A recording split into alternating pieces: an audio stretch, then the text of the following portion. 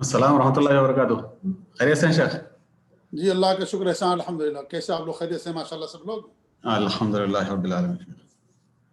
शेख तशरीफ ला चुके हैं कि नहीं अभी? नहीं शेख, अभी तो नहीं हाजिर हुए हैं। तो इंशाल्लाह अभी मेरे ख्याल से अभी इंशाल्लाह तशरीफ लाएंगे। हाँ 2-3 मिनट और बाकी है। 3 मिनट और बाकी हैं इंशाल्लाह। जी जी जी चलिए शुरू करते हैं हम लोग। तब तक रहमान अल्हम्दुलिल्लाह रब्बिल आलमीन अर्रहमान अर्रहीम मालिक यौमिद्दीन व अशहदु अल्ला इलाहा इल्लल्लाह वहदहु ला शरीका लह व अशहदु अन्ना मुहम्मदन अब्दुहु व रसूलुहु सल्लल्लाहु व सल्लम अलैहि व अला आलिहि व अला अस्हाबिहि व मन इहतदा बिहदिही वस्तन्ना बिसुन्नतिही इला यौमिद्दीन। अम्मा बाद। मुअज़्ज़ज़ नाज़रीन व सामिईन व मुशाहिदीन, सहाबे कराम के ताल्लुक़ से हमारी गुफ्तगू लगातार चल रही है। आज 5वीं नशिस्त है। सहाबे कराम का मौजू अक़ीदे से मुताल्लिक़ है, ईमान से मुताल्लिक़ मौजू है और बड़ा ही अहम मौजू है। सही बुखारी के अंदर और हदीस की दीगर किताबों के अंदर ये रवायत मौजूद है। बड़ी मशहूर रवायत है कि अनस बिन मालिक रज़ियल्लाहु अन्हु फरमाते हैं कि एक शख्स तशरीफ़ लाए और हमारे नबी सवाल किया क़यामत कब कायम होगी। तो हमारे नबी ने फरमाया तुमने उसके लिए क्या तैयारी कर रखी है। तो हमारे नबी तो उन्होंने कहा कि उसके लिए बहुत ज़्यादा हमने तैयारी नहीं कर रखी है, लेकिन हमें अल्लाह और उसके रसूल से बेहद मोहब्बत है।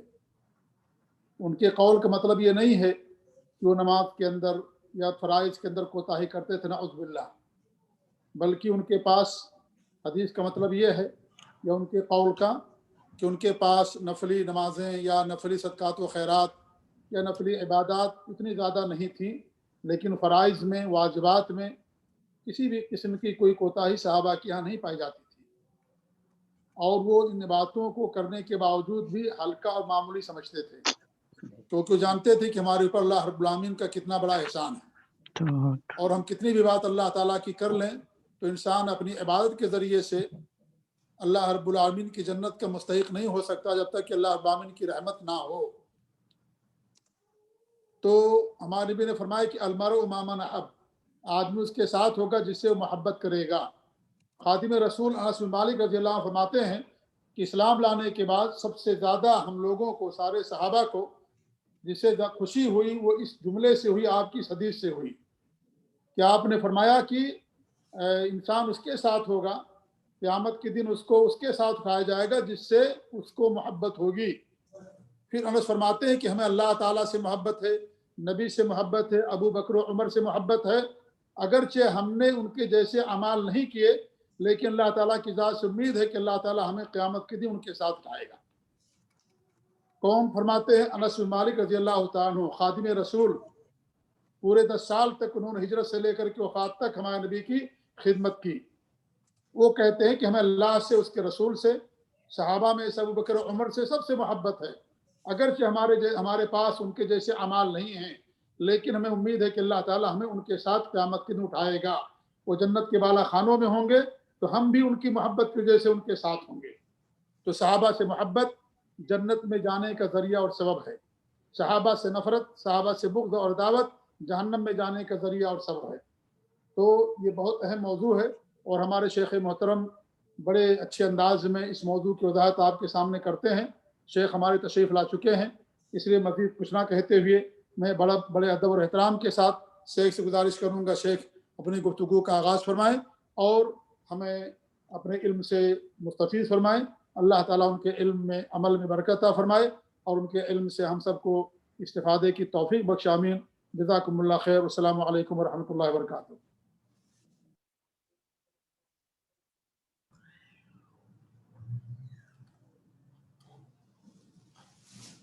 शेख किसी वजह से डिस्कनेक्ट हो गए हैं मेरे ख्याल से, 1 मिनट और लगेगा मेरे ख्याल से। हाँ आ गए हैं, वापस आ गए हैं अभी 1 मिनट में। जी जी जी जी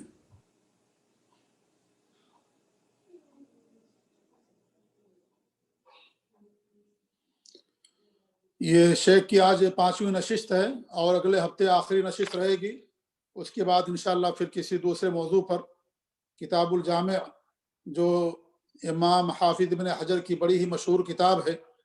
जो तकरीबन तमाम मदारिस के अंदर पढ़ाई जाती है, خاص طور سے اہل حدیث اور سلفی مدارس میں. تو انشاءاللہ اس کتاب کی جو آخری جو کتاب ہے کتاب الجامع، جو ادب سے متعلق ہے، آداب سے، اخلاق سے، زہد و ورع سے اور دیگر نیکیوں سے اور برے اخلاق کی تعزیر اور اس کی اور جو ہے وعید، ان تمام ابواب پر مشتمل ہے. انشاءاللہ شیخ ابو زید ضمیر صاحب حفظہ اللہ اس کے بعد پھر دوبارہ اپنے دروس کا آغاز فرمائیں گے، اور یہ شیخ کی 5ویں نشست ہے اور اگلی بھی شیخ ہی کی نشست ہوگی انشاءاللہ. اللہ تعالی ہم سب لوگوں کو شیخ مشائخ کے جو ہمارے مشائخ ہیں، ہمارے جو علماء ہیں، اللہ تعالی ہم سب کو ان سے استفادہ کرنے کی توفیق بخشے، آمین. جزاکم اللہ خیر. شیخ تشریف لا چکے ہیں. الحمد لله رب العالمين والصلاة والسلام على رسوله الأمين محمد وعلى آله وصحبه أجمعين أما بعد. ہر قسم کی حمد و ثنا، تعریف و توصیف اللہ رب العزت ذوالجلال کے لیے لائق و زیبا ہے، اور درود و سلام ہو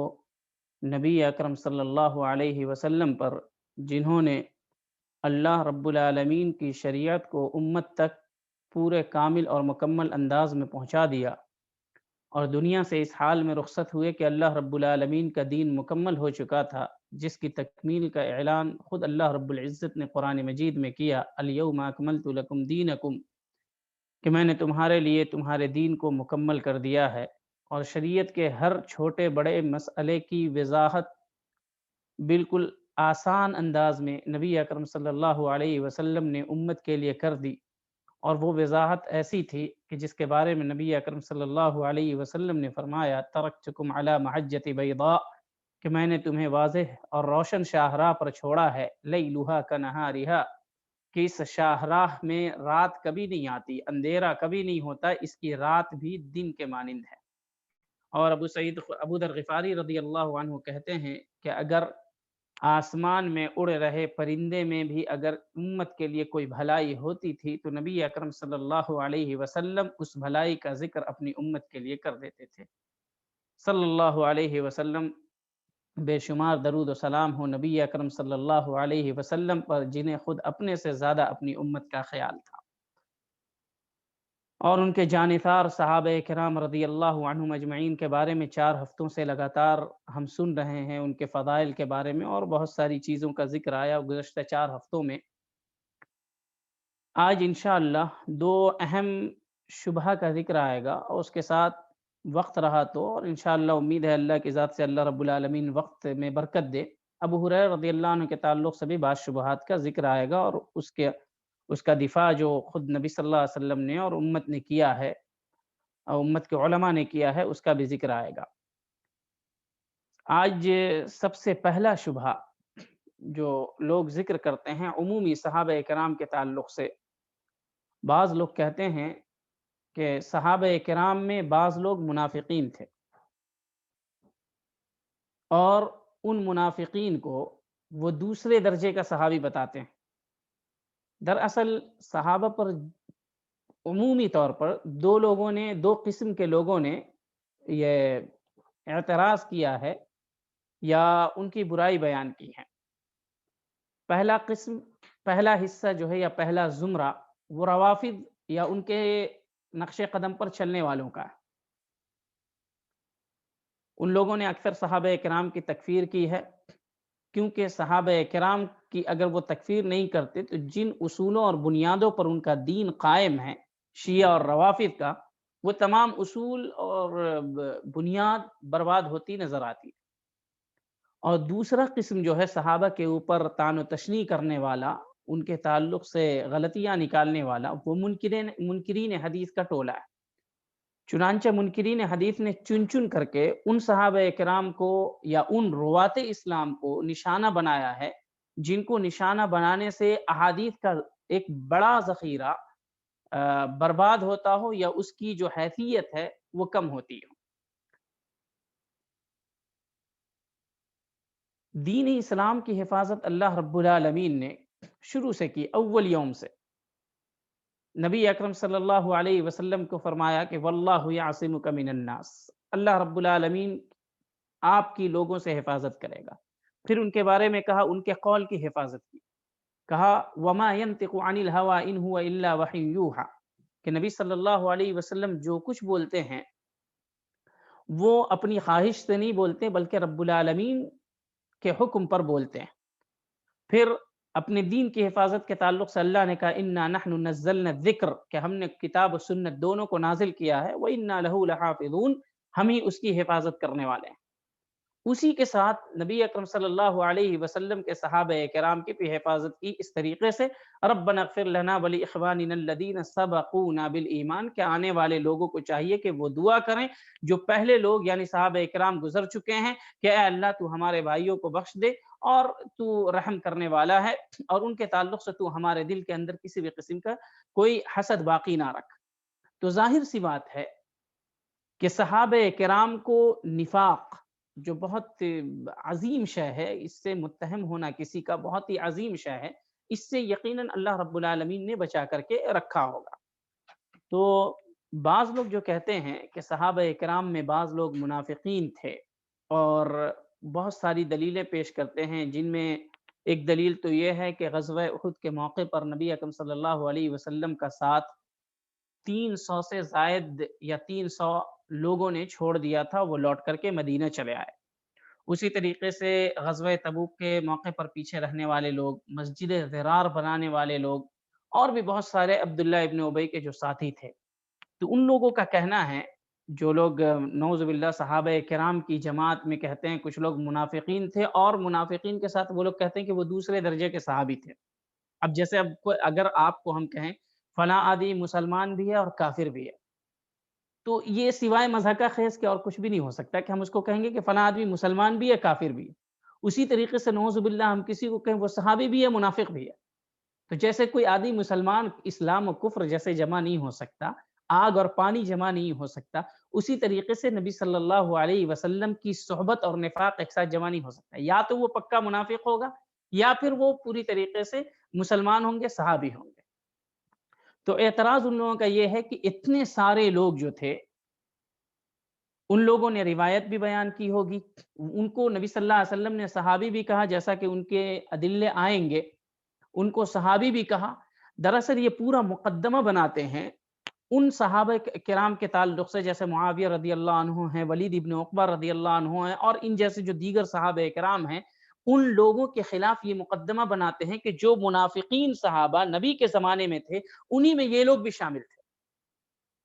اور یہ مقدمہ شروع سے بنا کر کے آپ کے سامنے غزوہ احد کی دلیل، غزوہ تبوک کی دلیل پیش کریں گے، اور اس کے بعد کہیں گے کہ دیکھو کہ منافقین تو تھے، نبی صلی اللہ علیہ وسلم نے ان کو لفظ اصحاب کی، یہ میرے اصحاب ہیں، ان اس لفظ کے ساتھ بھی ذکر کیا ہے، اور اس طریقے سے ایک صاف ستھرا اور صاف و شفاف ذہن جو عام آدمی کا ہوتا ہے، ان کے ذہن میں نبی اکرم صلی اللہ علیہ وسلم کے اصحاب کے تعلق سے بغض، عداوت اور نفرت بٹھانے میں وہ کامیابی کی راہ پر چلتے ہیں۔ تو سب سے پہلی بات، اللہ رب العالمین نے منافقین کو بالکل واضح کر دیا، نبی صلی اللہ علیہ وسلم کے زمانے میں بالکل واضح کر دیا۔ آپ دیکھیں کہ اللہ نے پوری سورت منافقوں کے تعلق سے سورہ منافقون کے نام سے نازل کی۔ اسی طریقے سے سورۃ توبہ کا اکثر حصہ منافقوں کی قلعی کھولنے کے اوپر مشتمل ہے کہ وہ کون سا انداز اختیار کرتے ہیں اور کس طریقے سے انہوں نے اسلام میں دھوکہ دیا، اسلام کو اور مسلمانوں کو دھوکہ دیا۔ چنانچہ اللہ رب العالمین نے قرآن مجید میں فرمایا وَمِمَّنْ حَوْلَكُم مِّنَ الْأَعْرَابِ مُنَافِقُونَ وَمِنْ أَهْلِ الْمَدِينَةِ مَرَدُوا عَلَى النِّفَاقِ۔ بات کو غور سے سنیں گے کیونکہ شبہ بہت قوی ہے ان لوگوں کا، بات غور سے سنیں گے تو ایسا لگے گا کہ یہ شبہ ریت کے جیسا بھی نہیں ہے، اور اس سے بھی ایک ہلکا ہے کہ دلیل کے ہوا سے یہ شبہ پوری طریقے سے اڑ جائے گا، بکھر جائے گا۔ تو اللہ رب العالمین نے منافقوں کے تعلق سے ذکر کیا وَمِمَّنْ حَوْلَكُم مِّنَ الْأَعْرَابِ مُنَافِقُونَ وَمِنْ أَهْلِ الْمَدِينَةِ مَرَدُوا عَلَى النِّفَاقِ، کہ اعراب جو تھے، دیہات میں رہنے والے جو تھے، ان میں سے کچھ منافق تھے، وَمِنْ أَهْلِ الْمَدِينَةِ، اور اہل مدینہ میں سے جیسے عبداللہ ابن ابی اور ان کے ساتھی تھے۔ کتنے تھے؟ انشاءاللہ اس کا ذکر آئے گا۔ اللہ رب العالمین نے ان میں سے بعض کا نام بھی بتایا تھا نبی اکرم صلی اللہ علیہ وسلم کو، جس کا ذکر نبی صلی اللہ علیہ وسلم نے اپنے رازدار حذیفہ رضی اللہ عنہ سے، حذیفہ ابن الیمان رضی اللہ عنہ سے ذکر کیا تھا، جن اسما کو بتایا تھا، اور حذیفہ ابن الیمان رضی اللہ عنہ جلدی کسی سے ان اسما کا ذکر نہیں کیا کرتے تھے، کیونکہ وہ رازدار رسول صلی اللہ علیہ وسلم تھے۔ ایک جگہ اللہ رب العالمین نے فرمایا، نام بتایا، اور ایک جگہ فرمایا وَلَوْ نَشَاءُ لَأَرَيْنَاكَهُمْ فَلَعَرَفْتَهُمْ بِسِيمَاهُمْ، اگر ہم چاہیں نبی صلی اللہ علیہ وسلم تو ہم ان کو آپ کو دکھا دیں کہ یہ فلاں فلاں فلاں فلاں ہے، وَلَعَرَفْتَهُمْ بِسِيمَاهُمْ، ہم آپ کے سامنے ان کی علامت کو ذکر کر دیں۔ پھر اللہ نے ذکر کیا وَلَتَعْرِفَنَّهُمْ فِي لَحْنِ الْقَوْلِ، جب بات کریں گے تو بات سے ہی پتہ چل جائے گا کہ یہ سچے مومن نہیں ہیں، آپ کے صحابی نہیں ہیں، یہ منافقین۔ اور حذیفہ رضی اللہ عنہ کہتے ہیں کہ نبی اکرم صلی اللہ علیہ وسلم نے فرمایا فی اصحابی 12 منافقہ، کہ میرے صحابی کے درمیان 12 منافقین ہیں۔ لا يدخلون فیہم 8 لا يدخلون الجنت حتی یلج الجمل فی سم الخیاط، ان 12 میں 8 ایسے ہیں کہ وہ جنت میں داخل ہی نہیں ہو سکتے یہاں تک کہ سوئی کی سوراخ سے اونٹ اس پار سے اس پار ہو جائے۔ یعنی یہ ایک محال کی تشبیہ ہے کہ جس طریقے سے اونٹ سوئی کے سوراخ سے کبھی پار نہیں ہو سکتا، اسی طریقے سے یہ 8 شخص کبھی بھی جنت میں داخل نہیں ہو سکتے، جہنمی ہیں ہمیشہ ہمیش کے۔ اور اس میں سب سے پہلے عبداللہ ابن ابی تھا۔ اسی طریقے سے آپ نے اس حدیث کے اندر دیکھا کہ نبی کریم صلی اللہ علیہ وسلم نے فرمایا فی اصحابی 12 منافقہ، اس سے وہ لوگ استدلال کرتے ہیں کہ میرے صحابہ کے درمیان 12 منافق تھے، اور وہ لوگ پھر جیسا کہ میں نے کہا غزوہ احد، غزوہ تبوک کی بھی دلیل لاتے ہیں، تو وہ کہتے ہیں کہ اگر وہ منافق نہیں ہوتے، اگر وہ منافق ہوتے تو نبی صلی اللہ علیہ وسلم ان کو یہ نہیں کہتے اصحابی، وہ کہتے ہیں کہ اگر وہ منافق ہوتے جیسا کہ آپ لوگ کہتے ہیں تو نبی صلی اللہ علیہ وسلم ان کو اصحاب میں شمار نہیں کرتے۔ دراصل ان کا یہ کہنا دجل، جھوٹ اور افتراء اور ناسمجھی پر مبنی ہے، کیونکہ نبی صلی اللہ علیہ وسلم نے کہا فی اصحابی، میرے اصحاب کے درمیان، یہ نہیں کہا من اصحابی کہ میرے اوپر جو ایمان لا چکے صحابہ اکرام ہیں ان میں سے، جو صحابہ ہیں ان میں سے منافق ہیں۔ نبی نے کہا فی اصحابی، جیسے ہم لوگ کہیں گے اگر ہزاروں آدمی ہمارے ساتھ تو ہم کہیں گے کہ فینا کذابون، ہمارے درمیان کچھ کذاب ہیں، جھوٹے ہیں، تو اس سے یہ ثابت بالکل بھی نہیں ہوتا کہ ہمارے جو خاص لوگ ہیں وہ لوگ جھوٹے ہیں۔ ہمارے درمیان جھوٹے ہو سکتے ہیں، تو صحابہ کے درمیان منافقین کا پایا جانا صحابہ کے اوپر تہمت کو لازم نہیں کرتا ہے کہ صحابہ اکرام اس نفاق سے متاثر تھے۔ تو نبی صلی اللہ علیہ وسلم کا یہ کہنا کہ فی اصحابی، ہمارے درمیان یہ لوگ رہتے ہیں، اٹھتے ہیں، بیٹھتے ہیں، ہماری طریقے سے ایمان کا اظہار کرتے ہیں، سامنے آتے ہیں، سلام دعا کرتے ہیں، ہمارے زکوٰۃ میں، ہمارے جہاد میں بعض لوگ شریک ہوتے ہیں، مسجد میں آ کر کے نماز پڑھتے ہیں، ہمارے درمیان رہتے ہیں۔ یہ امام نووی رحمہ اللہ نے، الطور بشتی رحمہ اللہ نے ذکر کیا ہے کہ نبی صلی اللہ علیہ وسلم نے من اصحابی نہیں کہا فی اصحابی، ہمارے درمیان، ہمارے صحابہ اکرام کے درمیان کچھ ایسے لوگ ہیں جو منافق ہیں، جن کی تعداد 12 ہے، جیسا کہ ابھی صحیح مسلم کی روایت کے حوالے سے ابو حذیفہ رضی اللہ عنہ نے ذکر کیا، نبی اکرم صلی اللہ علیہ وسلم نے ان سے کہا کہ میرے صحابہ اکرام کے درمیان 12 منافقین ہیں۔ اور کچھ لوگ تبوک کے موقع سے، غزوہ تبوک کے موقع سے آپ کو پتہ ہے کہ کچھ منافقین جو تھے وہ گھات لگائے بیٹھے تھے عقبہ کے مقام پر، اور عقبہ جو مشہور ہے عموماً بیعت عقبہ اولیٰ، بیعت عقبہ ثانیہ، یہ عقبہ نہیں ہے، یہ تبوک کے راستے میں ہے۔ اور بیعت عقبہ اولیٰ، بیعت عقبہ ثانیہ، یہ حج کے موقع پر، وہ موسم کا جو موقع ہوتا تھا اسلام سے قبل، نبی صلی اللہ علیہ وسلم نبی بنا دیے گئے تھے، لیکن جب لوگ جاتے تھے مکے کی زیارت کے لیے اسلام سے قبل، انہی مواسم کے موقع سے بیعت عقبہ اولیٰ، بیعت عقبہ ثانیہ ہوئی تھی، یہ انصاری انصار جو تھے صحابہ اکرام میں سے، ان کے ساتھ۔ تو یہ جو حدیث ہے عقبہ سے مراد جو تبوک کے اندر، تبوک کے راستے میں ایک جگہ پڑتی ہے، وہ یہ جیسا کہ امام نووی، ابن جوزی اور دیگر ائمہ نے کہا ہے۔ تو اس موقع پر یہ لوگ گھات لگا کر کے تھے نبی اکرم صلی اللہ علیہ وسلم اور صحابہ اکرام کو تکلیف پہنچانے کے لیے، لیکن اللہ رب العالمین نے ان سے بچا لیا، اللہ رب العالمین نے انہیں بچا لیا، جیسے صحیح مسلم کی روایت ہے۔ چنانچہ حذیفہ رضی اللہ عنہ، یہ نبی صلی اللہ علیہ وسلم کے زمانے کی بات ہے کہ نبی صلی اللہ علیہ وسلم نے ان کو بتایا تھا کہ ہمارے درمیان 12 منافقین ایسے ہیں، ان میں سے 8 ایسے ہیں کہ جن کو اللہ رب العالمین جنت میں کبھی بھی داخل نہیں کرے گا۔ حذیفہ رضی اللہ عنہ نبی صلی اللہ علیہ وسلم کے بعد ذکر کرتے ہیں انہی منافقین کے بارے میں، ان سے پوچھا گیا کہ کتنے منافق بچے ہیں؟ تو حذیفہ رضی اللہ عنہ کہتے ہیں ما بقی من اصحاب هذه الآیہ، وہ آیت ہے فقاتلوا ائمة الكفر لا ایمان لهم۔ ائمت کفر سے مراد وہی منافقین تھے جن کے خلاف قتال کرنے کا حکم نبی صلی اللہ رب العالمین نے نبی اکرم صلی اللہ علیہ وسلم کو دیا تھا۔ تو اس آیت سے جو مراد تھے وہ 12 یا 15 جو منافقین تھے وہ مراد تھے۔ ان کے بارے میں حذیفہ رضی اللہ عنہ کہتے ہیں کہ اس آیت سے صرف 3 لوگ، جو کفار میں سے صرف 3 لوگ بچے ہیں اور منافقین میں سے صرف 4 لوگ بچے ہیں۔ اس آیت سے فقاتلوا ائمة الكفر لا ایمان لهم، اس آیت سے جو مراد ہیں ائمہ کفر جو صنادید قریش تھے اور جو منافقین تھے، ان میں سے صرف 4 لوگ بچے ہیں، اور کفار یہ منافقین میں سے صرف 4 لوگ بچے ہیں اور کفار میں سے صرف اور صرف 3 لوگ بچے ہیں۔ اور کعب ابن مالک رحمہ اللہ کہتے ہیں غزوہ تبوک کے موقع سے جب نبی صلی اللہ علیہ وسلم آئے اور ان کا مقاطعہ کیا، بائیکاٹ کیا، تو وہ کہتے ہیں فَكُنْتُ إِذَا خَرَجْتُ فِي النَّاسِ بَعْدَ خُرُوجِ رسول اللہ صلی اللہ علیہ وسلم فَطُفْتُ فِيهِمْ، کہ نبی صلی اللہ علیہ وسلم جب غزوہ تبوک کے لیے کوچ کر گیا اور میں باقی رہ گیا، میں مدینے میں رہ گیا مشغولیت کی وجہ سے، یا شیطان نے ایسا خیال پیدا کیا جس کی وجہ سے میں مدینے میں رہ گیا، تو میں مدینے میں دیکھتا تھا کہ صرف وہی لوگ بچے ہیں جن کا نفاق بالکل واضح ہے، جو بالکل واضح منافق ہیں، اور صحابہ کرام کے درمیان وہ مشہور ہیں کہ یہ منافق۔ اس حدیث کا مطلب یہ ہے، جیسا کہ عبد الرحمن المعلمی رحمہ اللہ کہتے ہیں، کہ منافقوں کی تعداد بالکل کم تھی اور صحابہ کرام ایک ایک کو جانتے تھے کہ یہ آدمی منافق ہے، اس کے اوپر نفاق کی تہمت ہے۔ جیسا کہ کعب ابن مالک رحمہ اللہ کہتے ہیں، کعب ابن مالک رضی اللہ عنہ فرماتے ہیں کہ جب میں نکلتا تھا بازار میں اور جگہ جگہ جاتا دیکھتا تھا کہ وہی افراد ان جگہوں پر موجود ہے جن کے اوپر نفاق کی تہمت ہے اور کھلا ہوا نفاق ہے ان کا۔ تو اس سے پتہ چلا کہ منافقین کی تعداد اس زمانے میں بہت زیادہ نہیں تھی، کم تھی۔ اب رہی بات کہ منافقین کی تعداد جو غزوہ احد کے موقع پر 300 تھی، کیونکہ وہ عبداللہ ابن ابی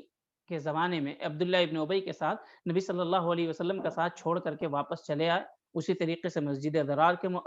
ضرار بنانے والے، اسی طریقے سے غزوہ تبوک کے موقع سے، تو یہ اتنی تعداد جو تھی منافقین کی یہ کہاں گئی؟ یہ بہت زور و شور سے یہ اس بات کو اٹھاتے ہیں کہ 300 سے زائد تھی، بلکہ بعض لوگ تو کہتے ہیں آدھے منافقین تھے اور آدھے صحابی تھے، اور یہ آدھے کو وہ لوگ اس کا دوسرے درجے کا صحابی بتاتے ہیں۔ تو دراصل جو قرآن مجید کو غور سے پڑھے گا اور ان آیات پر غور کرے گا جس کے اندر اللہ رب العالمین نے منافقین کا تذکرہ کیا ہے، تو اس کو بات سمجھ میں آ جائے گی کہ منافقوں کی تعداد کتنی تھی اور کم کیسے ہو گئی اور کتنے بچے۔ تو سب سے پہلی بات یہ ہے کہ جیسا کہ ابھی حدیث گزری حضرت حذیفہ رضی اللہ عنہ کے حوالے سے اور کعب ابن مالک رضی اللہ عنہ کے حوالے سے، حضرت حذیفہ رضی اللہ عنہ نے کہا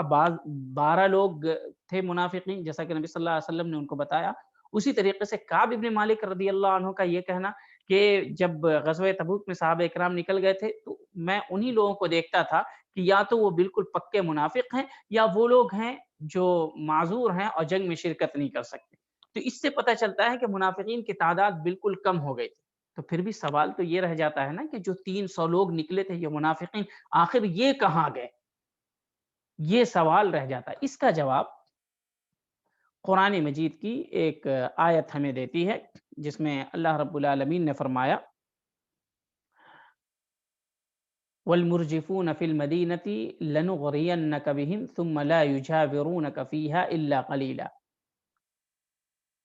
کہ جو لوگ منافقین ہیں مدینے میں جو ڈر پھیلاتے ہیں، جو منافقین ہیں مدینے کے اندر، یہ سورہ احزاب کی آیت ہے۔ تو اللہ رب العالمین نے اس آیت کے اندر کہا کہ جو لوگ منافقین ہیں والمنافقین فی المدینة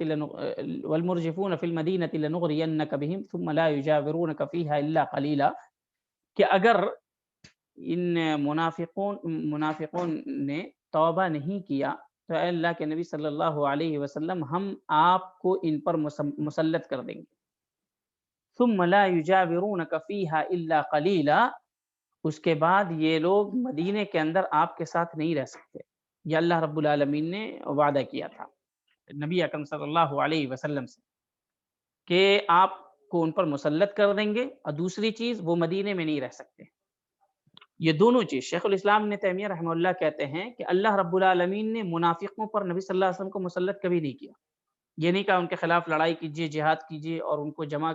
ان کو ہٹائیے، جیسے بنو نذیر، بنو قریظہ وغیرہ کو بھگایا گیا تھا مدینے سے، ان کے خلاف لڑائی کی گئی تھی۔ یہ پہلی چیز، لنغرینک بہم، ہم آپ لنسلطنک علیہم، یعنی کہ ہم ان کو آپ کو ان کے اوپر مسلط کر دیں گے۔ نبی اکرم صلی اللہ علیہ وسلم کو اللہ رب العالمین نے مسلط نہیں کیا۔ اب رہ گئی بات کہ وہ مدینے میں بھی نہیں رہیں گے، یعنی نکالے جائیں گے،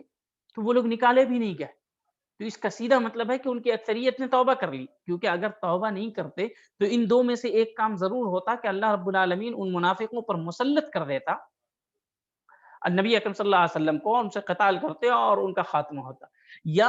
ایسا نہیں ہوتا تو اللہ رب العالمین انہیں جلا وطنی کا حکم دیتا کہ آپ ان لوگوں کو مدینے سے نکالیے۔ اور ان دونوں یہ آیت اس کے سورہ احزاب کے اندر موجود ہے کہ جب یہ دونوں کام نہیں ہوا تو اس کا مطلب یہ ہے کہ ان کی اکثریت نے توبہ کر لی، جیسا کہ پچھلی حدیث بھی اس بات کی تائید کر رہی ہے کہ 12 لوگ ہیں منافقین، اور ویسے کعب رضی اللہ عنہ غزوہ تبوک بالکل نبی صلی اللہ علیہ وسلم کا آخری غزوات میں سے ایک ہے، ان میں بھی ایسے لوگ تھے، چنندہ لوگ تھے جنہیں پہچانا جا سکتا تھا، اور خود نبی صلی اللہ علیہ وسلم کے بعد، جیسا کہ صحیح مسلم کی روایت ہے، حذیفہ رضی اللہ عنہ کہتے ہیں ان میں سے صرف 4 لوگ بچے ہیں۔ تو پتہ یہ چلا کہ جو لوگ احد میں ساتھ چھوڑ کر کے آئے تھے، یا منافقوں کی ایک بڑی تعداد، جیسا کہ بعض احادیث میں آتا ہے کہ نبی صلی اللہ علیہ وسلم جاتے تھے تو دیکھے کہ عبداللہ ابن ابی کے ساتھ ایک بڑی تعداد بیٹھی ہے، تو یہ جو پوری بڑی تعداد تھی یہ تمام کے تمام توبہ کر چکے تھے، اس لیے اللہ رب العالمین نے ان کے راز کو راز میں رکھا، ان کے عیب سے پردہ نہیں اٹھایا، اور ان کے اکثریت کی توبہ قبول کر لی۔ اور ظاہر سی بات ہے کہ جب شرک مشرک کی توبہ اللہ قبول کر سکتا ہے اور کفار کی توبہ قبول کر سکتا ہے، تو جو ظاہراً مسلمان ہو، بعد میں احساس ہوا ہو اور نفاق سے انہوں نے حقیقی توبہ کر لی ہو، تو یقیناً اللہ رب العالمین ان کی توبہ کو قبول کرے گا۔ تو جو لوگ یہ کہتے ہیں کہ غزوہ احد میں 300 منافقین تھے، فلاں غزوے میں اتنے تھے، اور پورے مسلمانوں کی جو تعداد تھی احد میں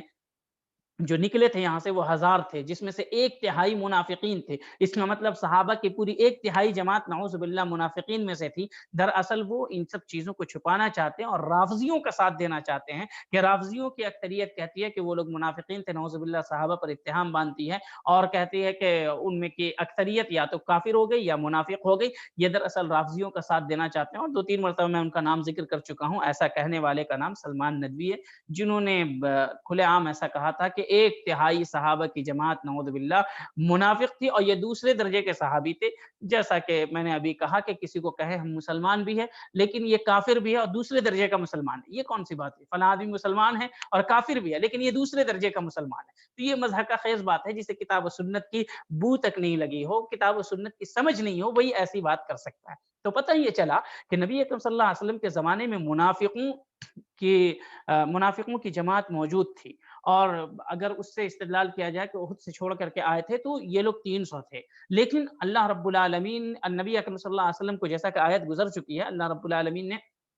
پچھلے درس میں گزری تھی، اللہ رب العالمین نے نبی اکرم صلی اللہ علیہ وسلم کو کہا تھا فَأَعْرِضْ عَنْهُمْ وَعِظْهُمْ وَقُلْ لَهُمْ فِي أَنفُسِهِمْ قَوْلًا بَلِيغًا، ان منافقوں سے اعراض کیجیے، اگر یہ آپ کو کچھ کہتے ہیں اعراض کیجیے اور انہیں نصیحت کیجیے، وَقُلْ لَهُمْ فِي أَنفُسِهِمْ قَوْلًا بَلِيغًا، انہیں ایسی نصیحت کیجیے جو نصیحت انہیں ڈرانے والی ہو، جس چیز پر وہ قائم ہیں اسے چھوڑ کر کے اور صحیح دین کی طرف پلٹے اور اپنے دل سے جو نفاق ہے اس کو پھینکنے۔ ظاہر سی بات ہے اللہ رب العالمین نے انہیں نصیحت کرنے کے لیے کہا، اور نبی اکرم صلی اللہ علیہ وسلم کی نصیحت یقیناً کارگر ہوئی ہوگی اور ان کی اکثریت نے توبہ کر لیا، جیسا کہ خود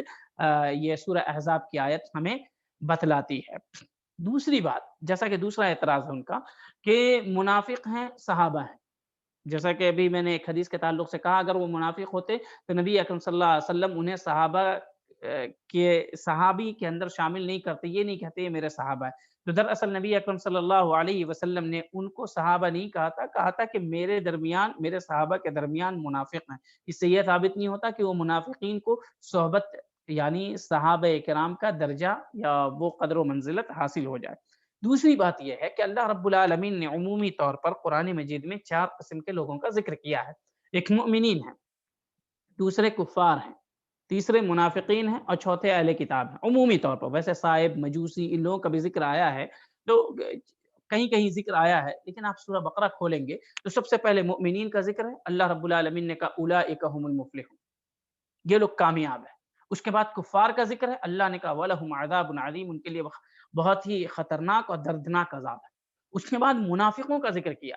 مؤمنین کا ذکر مختصر ہے، 5 سے 6 لائن کے اندر اللہ نے کیا سورہ بقرہ میں. کفار کا ذکر 3 سے 4 لائن کے اندر ہے، بس کہا کہ عذاب عظیم، ان کے لیے دردناک عذاب ہے. منافقوں کا ذکر تقریباً نہیں بھی تو 18 لائن میں، یعنی 1.5 صفحے کے اوپر مشتمل ہے، اس سے زیادہ کے اوپر مشتمل ہے. 1.5 صفحے کے اوپر منافقوں کا متواتر لگاتار ذکر، اور سب سے پہلے ذکر کر کے کہا وما ہم بمؤمنین. اللہ نے کہا یہ منافق، ومن الناس من يقول آمنا بالله وباليوم الآخر وما هم بمؤمنین، یہ منافق جو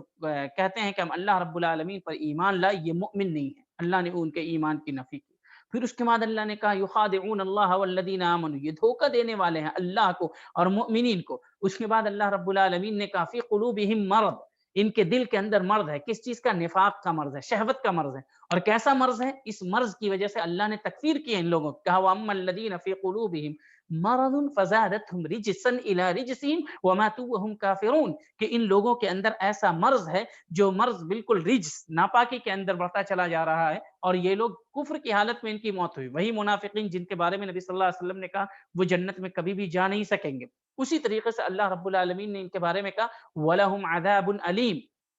ان کے لیے دردناک عذاب ہے. اللہ رب العالمین نے انہیں جھوٹا بھی کہا، جیسا کہ سورہ منافقین میں. پھر اسی سورہ بقرہ میں آگے چل کر کے آپ جائیں گے تو اللہ نے کہا کہ یہ صحابہ اکرام کا مذاق اڑاتے تھے، کہتے تھے وَإِذَا قِيلَ لَهُمْ آمِنُوا كَمَا آمَنَ النَّاسُ، کہتے تھے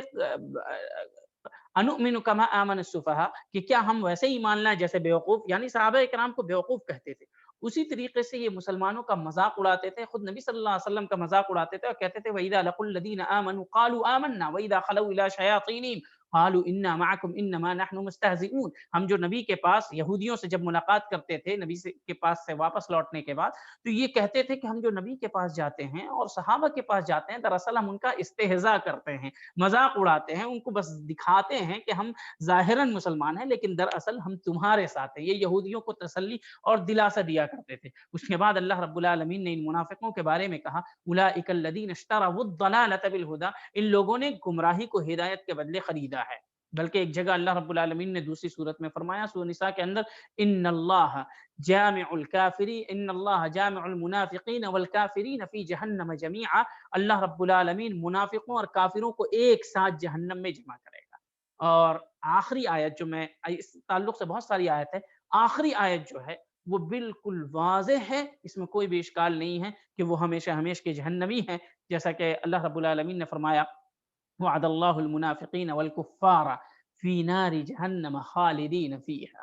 کہ اللہ نے منافقوں سے اور کفار سے جہنم کا وعدہ کیا جس میں وہ ہمیشہ ہمیشہ رہیں گے.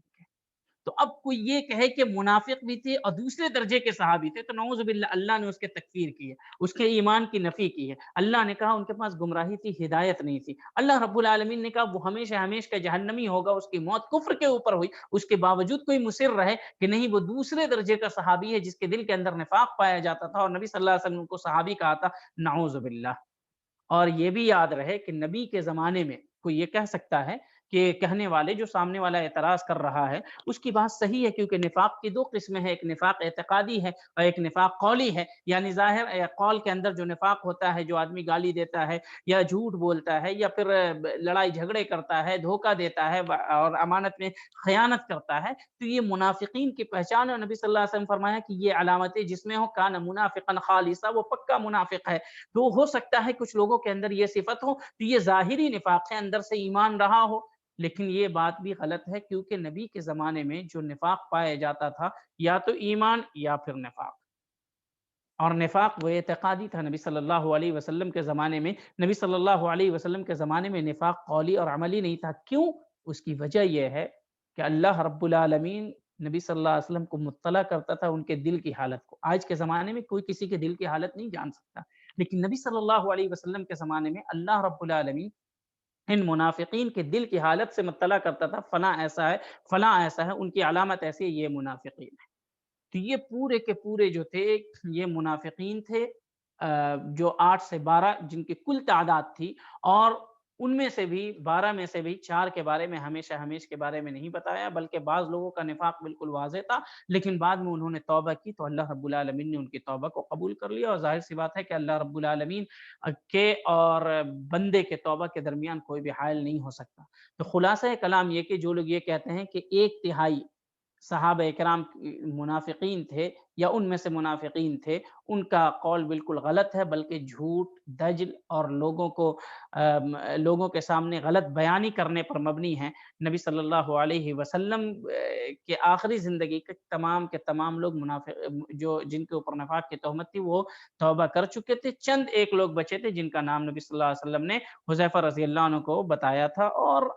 ابن حجر رحمہ اللہ کہتے ہیں کہ جیسا کہ الاصابہ فی تمییز الصحابہ میں ہے کہ مہاجرین صحابی میں ایک بھی منافق نہیں تھے، انصار میں، اوس و خزرج میں، ان میں بھی کوئی منافق نہیں بچا، کیونکہ جو بھی تھے نبی صلی اللہ علیہ وسلم کی وفات سے قبل یہ توبہ کر چکے تھے۔ اور جو رہے منافقین اعراب کے اندر، دیہات میں رہنے والے کے اندر، تو ان کا نفاق نبی صلی اللہ علیہ وسلم کی وفات کے فوراً بعد ظاہر ہو گیا، ان میں سے لوگ مرتد ہو گئے جن کے خلاف ابو بکر رضی اللہ عنہ نے جہاد کیا اور صحابہ کرام کو ان سے جنگ کرنے کے لیے بھیجا۔ تو صحابہ کے درمیان منافقین کوئی بھی نہیں تھے، اور نہ ان میں سے کسی ایک کے اوپر تہمت لگ سکتی ہے، جیسا کہ میں نے ذکر کیا کہ نفاق اور صحبت ویسے ہی ایک ساتھ جمع نہیں ہو سکتا، جیسا کہ ایمان اور کفر ایک ساتھ جمع نہیں ہو سکتا، جیسے کہ آگ اور پانی ایک ساتھ جمع نہیں ہو سکتا۔ تو اس لیے اگر کوئی یہ شبہ پھیلاتا ہے اور وہ غزوہ احد وغیرہ کا حوالہ دیتا ہے تو آپ فوراً سورہ احزاب کی اس آیت کا حوالہ دے دیجئے کہ مدینے کے اندر منافقین کے اوپر اللہ رب العالمین اے نبی صلی اللہ علیہ وسلم آپ کو مسلط کرے گا تاکہ آپ اس سے لڑائی کریں، یا ان لوگوں کو مدینے سے نکال باہر کرے گا۔ اور یہ دونوں کام نبی صلی اللہ علیہ وسلم کے زمانے میں نہیں ہوا، مطلب یہ کہ ان لوگوں نے توبہ کر لیا تھا، سوائے چند ایک کے جن کا نام جن کی تعداد کا ذکر میں نے کیا۔ تو یہ پہلے شبہ کا ذکر تھا۔ دوسرا شبہ یہ ہے کہ کیا منافقین نے روایت کی حدیث کو بیان کیا؟ منافقین نے، کیونکہ وہ نبی صلی اللہ علیہ وسلم کے ساتھ رہتے تھے، اور نبی اکرم صلی اللہ علیہ وسلم کے ساتھ جو لوگ رہتے تھے وہ روایت بیان کیا کرتے تھے، تو اس میں کچھ تعداد روایتوں کی منافقین کی ہے، اور کہتے ہیں کہ یہی وہ روایت ہے جن کے ذریعے سے آپ لوگ نعوذ باللہ معاویہ رضی اللہ عنہ کا ان لوگوں کا دفاع کرتے ہیں۔ تو سمجھ میں نہیں آتا کہ ایسا اعتراض کرنے والے کیا اپنے پاس عقل اور سمجھ بھی رکھتے ہیں کہ نہیں؟ اگر تھوڑی سی عقل لگائیں اور تھوڑی سی سمجھ ہوئی ان کے پاس تو یہ کبھی بھی یہ نہیں کہیں گے کہ صحابہ جو منافقین تھے وہ نبی اکرم صلی اللہ علیہ وسلم سے روایت کرتے۔ کیوں؟ اس کی وجہ یہ ہے کہ منافقین تو دل میں، جو منافق تھے وہ دل میں اسلام سے شدید نفرت رکھتے تھے، تو وہ یہ کیسے چاہیں گے کہ جس اسلام سے انہیں نفرت ہو اسی اسلام کی نشر و اشاعت میں حصہ لیں؟ ایک چیز۔ دوسری چیز، اللہ رب العالمین نے دین اسلام کی حفاظت کی، جیسا کہ میں نے شروع میں ذکر کیا، تو جس طریقے سے دین اسلام کی حفاظت کی تمام جھوٹ سے، ویسے جھوٹوں سے بھی حفاظت کی کہ اس کے اندر نہ جھوٹے اس کو بیان کر سکتے ہیں، نہ اس کے اندر جھوٹی بات کا دخل ہو سکتا ہے۔ چنانچہ اللہ رب العالمین نے منافقین کو جھوٹا کہا، اور منافقین کے دل میں کبھی بھی یہ بات نہیں آئی کہ اس کی نشر و اشاعت کرے۔ چنانچہ امام مزی رحمہ اللہ کہتے ہیں کہ جتنی بھی روایات مروی ہیں، جتنی بھی روایات، امام مزی رحمہ اللہ فرماتے ہیں کہ ان میں سے کوئی بھی ایک ایسا نہیں ہے راوی جن کے اوپر نبی صلی اللہ علیہ وسلم کے زمانے میں تہمت لگی۔ بعض لوگوں نے ان کا نام ذکر کیا ہے، امام تربشتی رحمہ اللہ کہتے ہیں کہ میں نے ان ناموں کو دیکھا، پھر مجھے لگا کہ ان ناموں کو ذکر کرنا ضروری نہیں ہے، کوئی حاجت نہیں، اس لیے میں نے ذکر نہیں کیا۔ ویسے 12 سے 15 لوگ ہیں، ان میں سے کسی ایک سے بھی ایک روایت بھی پوری دواوین سنت، پوری کتب سنت، کتب احادیث کے اندر موجود نہیں ہے۔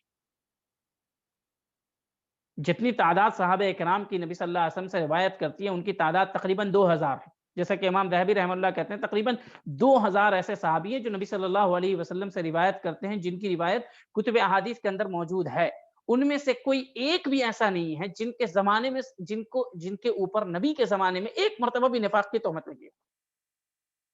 یہ اللہ کا شکر ہے۔ اور پھر امام ابن تیمیہ رحمہ اللہ فرماتے ہیں کہ آج تک امت مسلمہ نے کسی بھی ایک منافق کی تعظیم نہیں کی، کسی بھی ایک منافق کی۔ اور ظاہر سی بات ہے کہ اگر کوئی روایت کرے تو اسے ہم عظمت کی نگاہ سے دیکھتے ہیں۔ اول جو روایت کرنے والا مباشرتاً ڈائریکٹ نبی سے ہوتا ہے، وہ ان کو ہم صحابی کہتے ہیں، اور کہتے ہیں کہ ان کے بارے میں کسی قسم کا جرح اور کلام قبول نہیں کیا جائے گا، وہ معدل ہیں، اللہ ان سے راضی ہے۔ تو کسی ایک بھی روایت کرنے والے جو نبی صلی اللہ علیہ وسلم سے روایت کرنے والے ہیں ایسے نہیں ہوئے جو منافق رہے ہوں اور امت مسلمہ نے ان کی تعظیم کی ہو۔ تو اس لیے پوری دواوین سنت کے اندر، کتب سنت کے اندر ایک بھی روایت ایسی نہیں ہے جو منافقین نے روایت کیا ہو، اور اس کی بہت ساری وجہیں ہیں۔ نبی صلی اللہ علیہ وسلم کے زمانے میں تو پورا جھوٹ، ان لوگوں کا جو جھوٹ کی جو بھی پوٹلی تھی نبی صلی اللہ علیہ وسلم کے اوپر اللہ رب العالمین نے ظاہر کر دی تھی، کھول دی تھی، فلاں فلاں فلاں فلاں منافق ہے۔ اور نبی کریم صلی اللہ علیہ وسلم اس چیز سے باخبر تھے، اور کوئی بھی اگر کہیں پر بھی کچھ ہوتا نبی صلی اللہ علیہ وسلم کو خبر بذریعہ وحی مل جاتی۔ نبی صلی اللہ علیہ وسلم کے زمانے میں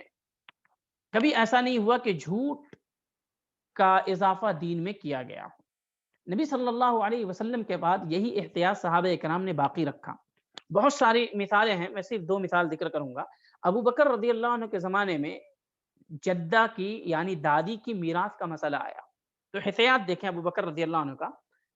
کہ انہوں نے پوچھا کہ مجھے نہیں پتا ہے، جدہ دادی میراث مانگنے آئی تو کہا مجھے نہیں پتا ہے اس سلسلے میں کہ دادی کو بھی میراث ملتی ہے۔ تو محمد ابن مسلمہ رضی اللہ عنہ نے کہا کہ مجھے پتا ہے، نبی صلی اللہ علیہ وسلم نے 6واں حصہ دیا تھا۔ تو ابو بکر رضی اللہ عنہ نے کہا کیا اس بات پر تم گواہ پیش کر سکتے ہو؟ اس بات پر تم گواہ پیش کر سکتے ہو؟ تو مغیرہ ابن شعبہ رضی اللہ عنہ اٹھے اور کہا کہ میں بھی نبی کریم صلی اللہ علیہ وسلم سے میں نے بھی اس حدیث کو سنا ہے کہ دادی کو 6واں حصہ ملتا۔ تو آپ دیکھیں کہ کس طریقے سے یہ صحابہ اکرام جو تھے، خاص کر کے خلیفہ اول، انہوں نے جھوٹ پر کوئی ایسی بات جو نبی صلی اللہ علیہ وسلم کی طرف نسبت کی جا رہی ہو پورے احتیاط و تورع کے ساتھ کیا جائے، کہ ایک صحابی بیان کر رہے ہیں تو ان سے پوچھنا کیا کوئی گواہ ہے، اس لیے نہیں کہ ان کو یقین نہیں ہے محمد ابن مسلمہ رضی اللہ عنہ پر، اس لیے تاکہ آنے والے لوگ یہ سمجھ لیں کہ نبی صلی اللہ علیہ وسلم کی طرف کسی بات کی نسبت کرنا کس قدر شدید امر ہے، اور اس کے تعلق سے تثبت لازم ہے، تثبت کہ حقیقت میں یہ بات ثابت ہے کہ نہیں۔ تو ایک صحابی کی بھی بات قابل قبول ہے، ایک صحابی بھی اکیلے کہتے ہیں تو قابل قبول ہے، جیسا کہ ہم خبر واحد کے سلسلے میں جانتے ہیں، لیکن صحابی کا احتیاط و تورع تھا کہ انہوں نے تثبت کیا۔ اور بالکل اسی قسم کا مسئلہ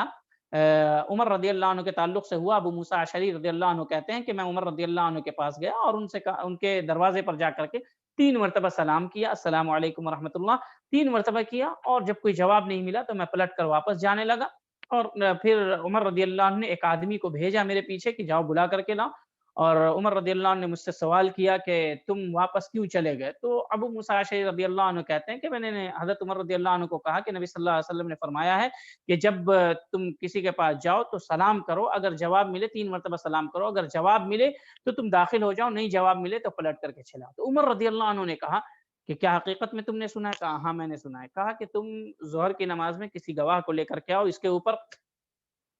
گواہ کو لے کر کے آؤ کہ اس نے تمہارے ساتھ سنا ہے، ورنہ پھر معاملہ شدید ہوگا، خیر نہیں ہے تمہاری، اب یوں کہہ لیں اپنی زبان میں۔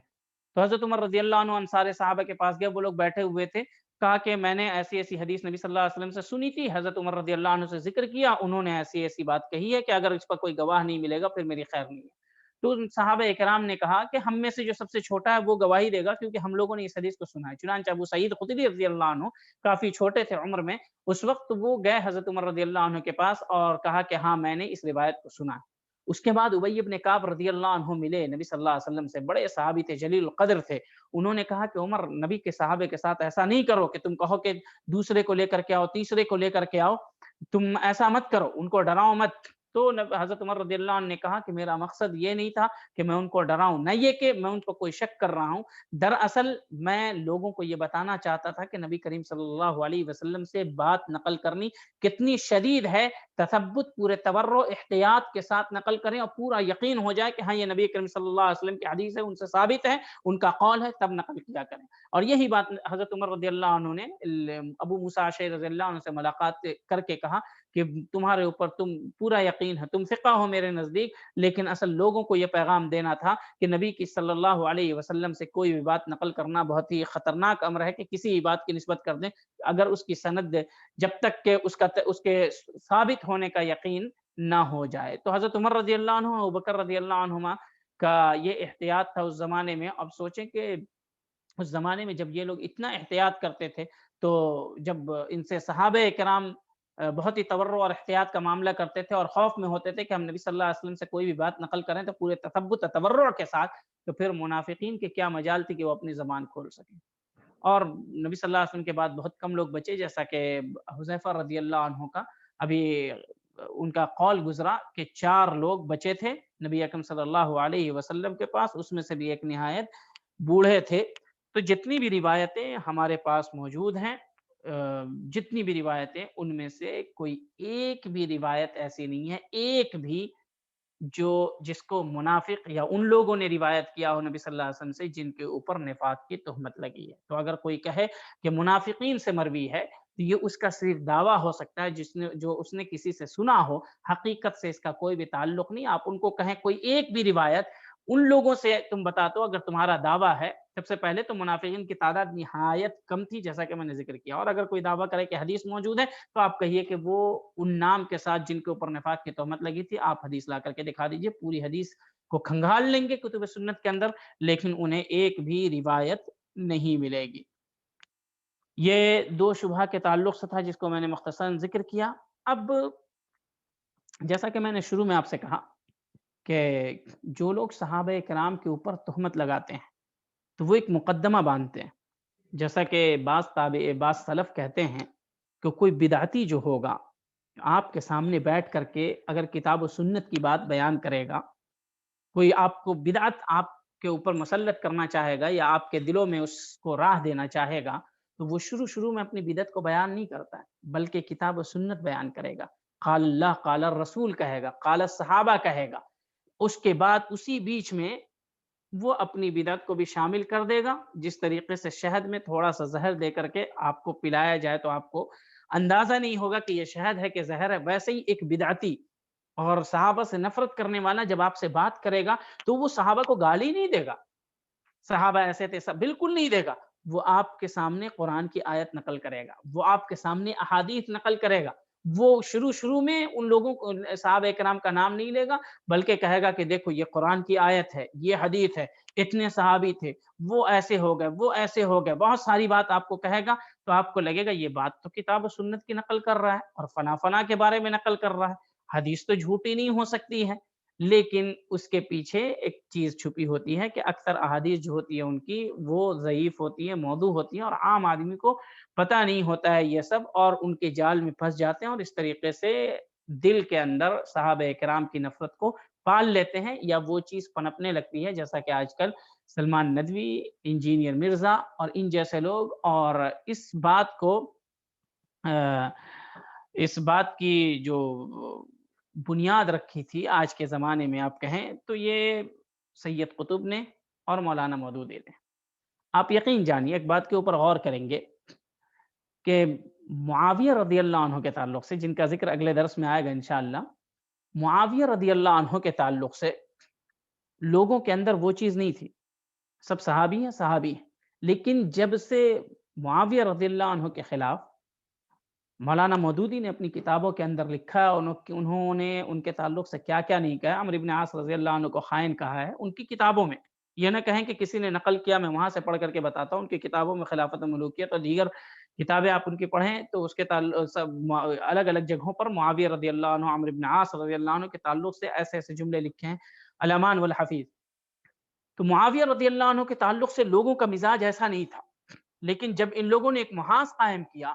تو آج آپ دیکھیں گے ان کی اکثریت یا ان کی تکریم، مولانا مودودی کی تکریم کرنے والے کی اکثریت معاویہ رضی اللہ عنہ سے بدتر، اور سب کی سب جھوٹی اور ضعیف احادیث کی بنیاد پر۔ تو اس لیے جو سامنے والا ہوتا ہے وہ آپ کو کہے گا میں حقائق پیش کر رہا ہوں، حقائق کیا؟ کتاب و سنت سے دلیل پیش کر رہا ہوں، لیکن آپ کو کیا کہنا ہے؟ جیسا کہ میں نے پچھلے درس میں بھی ذکر کیا تھا، اس سے پچھلے درس میں، ان اللہ لا یرضی عن القوم الفاسقین، یہ جملہ یاد رکھنا ہے اللہ کا، کہ اللہ فاسقوں سے راضی نہیں ہو سکتا. اگر وہ صحابی تھے تو پھر فاسق نہیں تھے، اور فاسق تھے تو صحابی نہیں تھے. یہ بات آپ بہت غور سے اپنے ذہن میں بٹھا لیں کہ اگر وہ صحابی تھے تو فاسق نہیں تھے، کیونکہ ان اللہ لا یرضی عن القوم الفاسق، اور اگر وہ فاسق تھے تو نعوذ باللہ صحابی نہیں تھے. اور دوسری بات، نہ ان میں کوئی منافق تھا، نہ ان میں کوئی جھوٹ بولنے والا تھا، تمام کے تمام ان گناہوں سے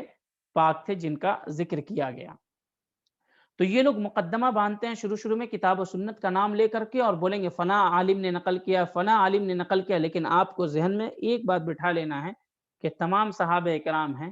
ان کے تعلق سے اگر مجھے 1,00,000 دلیل بھی دے دی گئی، یہ بات آپ ذہن میں بٹھا لیں کہ صحابہ کرام رضی اللہ عنہم اجمعین جن کی صحبت ثابت ہے، علماء نے کہا ہے، ائمہ نے، سلف نے، صحابہ نے ان کی صحبت کو مانا ہے، ائمہ نے مانا ہے، ائمہ اربعہ ہوں یا کتب ستہ کے امام بخاری، امام مسلم، ابو داؤد، ترمذی، نسائی، یہ لوگ ائمہ ہوں، ان کے بعد ائمہ نے انہیں صحابی مانا ہے. تو اگر کوئی ایک دو چار آدمی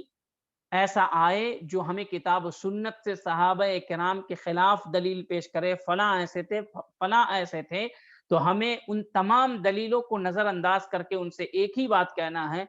وہ صحابی تھے، غلطی ان کی تھی، ان کا رب ہے جس کا ایک نام غفار ہے، جس کا ایک نام تواب ہے، جس کا ایک نام رحیم ہے. جب ہم جیسے گنہگار اور کمتر درجے کے لوگ اللہ سے اپنے گناہوں کی توبہ کی امید کر سکتے ہیں، گناہوں کے معافی کی امید کر سکتے ہیں، تو پھر وہ لوگ جن کی آنکھوں نے نبی کا دیدار کیا، جن کے ہاتھ نے نبی صلی اللہ علیہ وسلم سے ملاقات کیا، جن کے کان نے نبی اکرم صلی اللہ علیہ وسلم کی آواز کو سنا،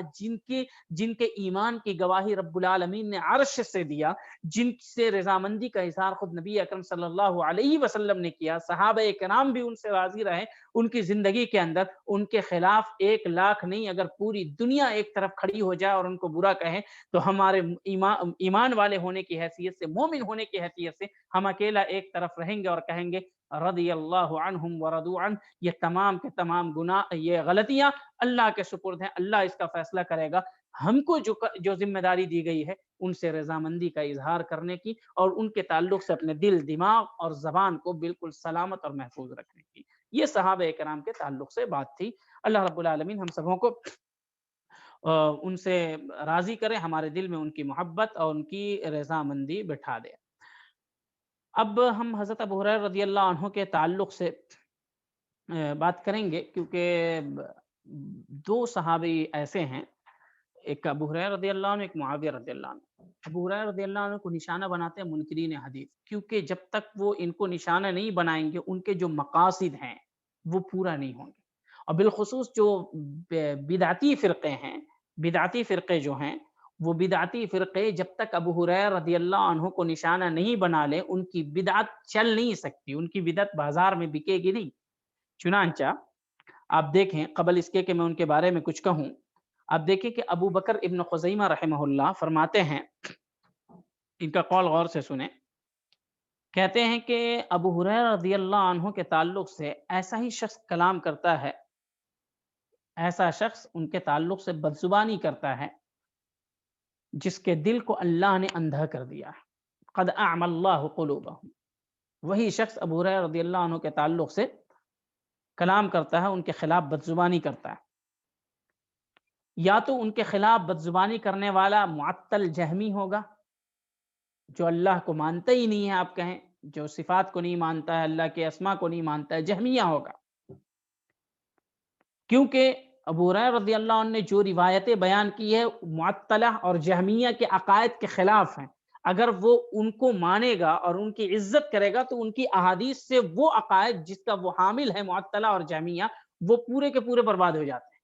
تو وہ اس نفرت میں، اس بغض میں کہ ہم جو عقیدہ رکھتے ہیں، یہ صحابی ان تمام عقائد کے خلاف روایت بیان کرتا ہے، چلو اسی میں انہی کے تعلق سے زبان درازی کرو، ان کے عیوب کو گناؤ اور ان کی جو شان ہے اس کو کم کرنے کی کوشش کرو، تاکہ ان کی روایت کردہ احادیث جو ہیں اس کو مانا نہیں جائے اور ہمارے جو عقائد ہیں وہ محفوظ رہ سکے، سالم رہ سکے. کیونکہ عقائد کے خلاف ان کی بیان کردہ احادیث نہیں ہوگی تو یقیناً ہم اپنے عقائد کی نشر و اشاعت کر سکتے ہیں. اس کے بعد ابن خزیمہ رحمہ اللہ فرماتے ہیں کہ یا تو خارجی ہوتا ہے، خوارج جو ہوتے ہیں، کیونکہ ابو ہریرہ رضی اللہ عنہ نے بہت ساری روایتیں خوارج کے تعلق سے یا اس تعلق سے بیان کی ہیں کہ جو لوگ آئیں گے چھوٹے ہوں گے اور قرآن پڑھیں گے لیکن ان کے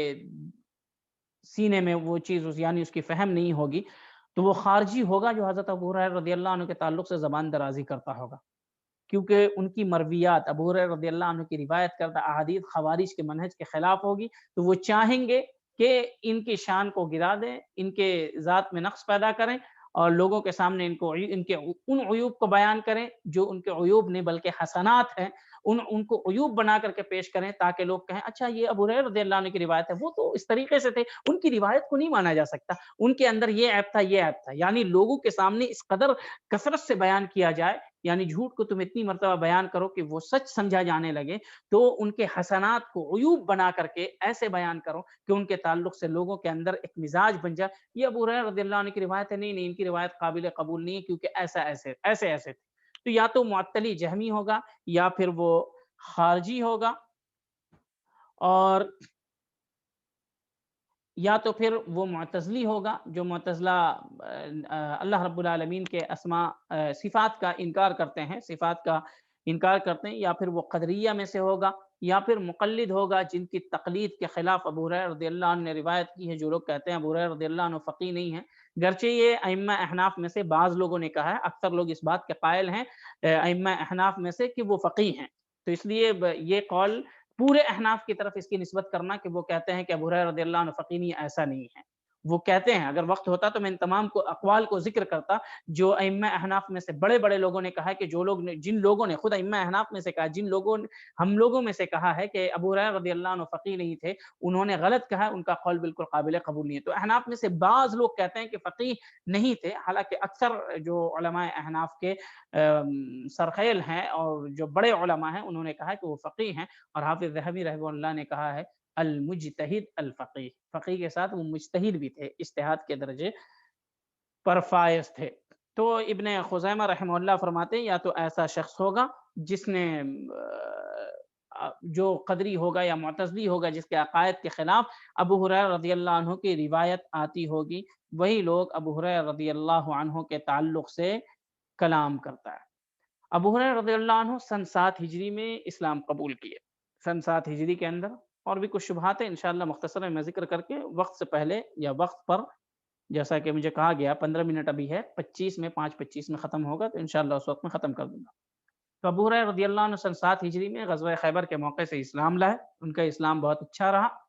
ابو ہریرہ رضی اللہ عنہ کو نبی اکرم صلی اللہ علیہ وسلم نے علاء ابن حضرمی رضی اللہ عنہ کے ساتھ بحرین بھیجا تھا تاکہ وہاں پر وہ لوگوں کو دین سکھائیں، ایک داعی کی حیثیت سے بھیجا تھا اور ایک مفتی کی حیثیت سے بھیجا تھا۔ پھر عمر رضی اللہ عنہ نے اپنے زمانے میں بحرین میں ان کو گورنر بنایا، اور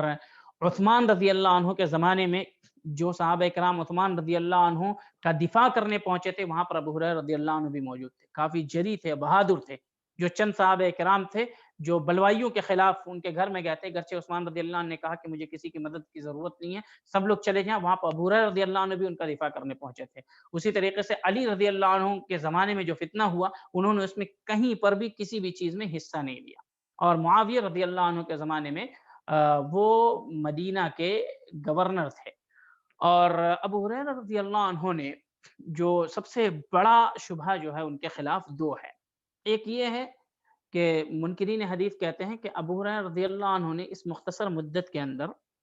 5374 حدیث کیسے بیان کر لی۔ میں کہتا ہوں صرف انہوں نے 5374 حدیث نہیں بیان کی، یہ مرویات، ان احادیث کی جو تعداد ہے یہ صرف کتب 6 کے اندر ہے، یعنی صحیح بخاری، صحیح مسلم، سنن ترمذی یعنی جامع الترمذی کہتے ہیں اس کو، اور ابو داؤد اور ابن ماجہ اور نسائی کے اندر ہے۔ اگر کتب 9 کو جمع کر لیں، یعنی موطا مالک کو، مسند احمد کو اور دارمی کو، سنن دارمی کو، اگر ان 3 کتابوں کو ملا لیں تو ان کی روایت کی تعداد تقریباً 8906 یا اس سے کچھ زائد یا اس سے کچھ کم ہوتی ہے ابو ہریرہ رضی اللہ عنہ کی۔ تو 5374 جو مروی ہیں، ابن حزم رحمہ اللہ نے بقی ابن مخلد رحمہ اللہ کے حوالے سے ذکر کیا۔ ویسے اگر کتب 9 اور اس کے علاوہ مزید جو کتب ہیں، اجزاء ہیں، چھوٹی چھوٹی کتابیں، اگر ان سب کو ملا لیں تو بہت ساری احادیث ہو جائیں گی۔ تو کتب 6 کے اندر جو ان سے مروی روایت ہے 5374 ہیں، تو منکرین حدیث کا یہ کہنا ہے کہ آخر اتنی کم مدت کے اندر انہوں نے اتنی زیادہ روایت کیسے بیان کر لی، اور دیگر صحابہ کرام جو 22 سال سے تھے، 23 سال سے تھے، جیسے ابو بکر رضی اللہ عنہ، عمر رضی اللہ عنہ، عشرہ مبشرہ جو نبی صلی اللہ علیہ وسلم کے ساتھ 2 دہائی سے تھے، ان کی تو روایت اس قدر نہیں ہے، تو یہ انہوں نے روایت لائی کہاں سے؟ تو سب سے پہلے ہم یہ ذکر کریں گے کہ آخر اسباب کیا ہیں ان کی کثرت روایت کے، پھر ان کے ہم استدلال کا یا اعتراض کا جواب دیں گے۔ سب سے پہلی بات یہ ہے کہ وہ نبی صلی اللہ علیہ وسلم سے بالکل جب سے اسلام لائے انہوں نے چھوڑا نہیں نبی صلی اللہ علیہ وسلم کو، حضر میں، سفر میں، ہمیشہ وہ نبی صلی اللہ علیہ وسلم کے ساتھ رہتے تھے جہاں کہیں، اور نبی صلی اللہ علیہ وسلم کی جوتیوں کو اٹھاتے تھے، کبھی نبی صلی اللہ علیہ وسلم کے پانی کا جو برتن ہوتا تھا وہ اس کو، عصا کو، وہ ہمیشہ سفر حضر میں نبی صلی اللہ علیہ وسلم کے پیچھے پیچھے ایک شاگرد جو ہوتا ہے اس طریقے سے ساتھ رہتے تھے۔ چنانچہ عبداللہ ابن عمر رضی اللہ عنہ نے گواہی دی، کنت الزمنا لرسول اللہ صلی اللہ علیہ وسلم واحفظنا لحدیثہ، آپ سب سے زیادہ قریب اور ہمیشگی کے ساتھ نبی صلی اللہ علیہ وسلم کے ساتھ رہتے تھے، اور ان کی سب سے زیادہ حدیث بھی آپ یاد کرنے والے ہیں۔ یہ اس صحابی کی گواہی ہے جو عمر رضی اللہ عنہ کے بیٹے اور جلیل القدر صحابی ہیں اور عباد اللہ اربعہ میں سے ایک ہیں۔ اسی طریقے سے حضرت ابو ہریرہ رضی اللہ عنہ نے جو کثرت سے روایت کی، اس کی وجہ یہ تھی کہ وہ کثرت سے نبی صلی اللہ علیہ وسلم سے سوال کرتے تھے۔ نبی اکرم صلی اللہ علیہ وسلم سے اکثر صحابی سوال کرنے سے ان کے اندر ایک ہیبت ہوتی تھی نبی صلی اللہ علیہ وسلم کی، وہ جلدی سوال نہیں کرتے تھے، کوئی اعراب سے آتا تھا جو دیہات سے، وہی کرتا تھا، لیکن حضرت ابو ہریرہ رضی اللہ عنہ کثرت سے سوال کرتے تھے۔ چنانچہ ابی بن کعب رضی اللہ عنہ کہتے ہیں ان ابا ہریرہ کان جریئا على ان يسأل رسول اللہ صلی اللہ علیہ وسلم عن اشیاء لا يسأله عنها غیرہ،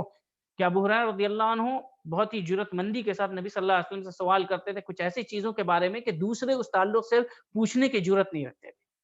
تو کثرت سے سوال کرتے تھے، اور جتنا سوال کریں گے نبی صلی اللہ علیہ وسلم بتائیں گے تو وہ تمام احادیث کے زمرے میں آئیں گے، کیونکہ نبی صلی اللہ علیہ وسلم کا قول، فعل اور تقریر تمام کی تمام احادیث ہیں۔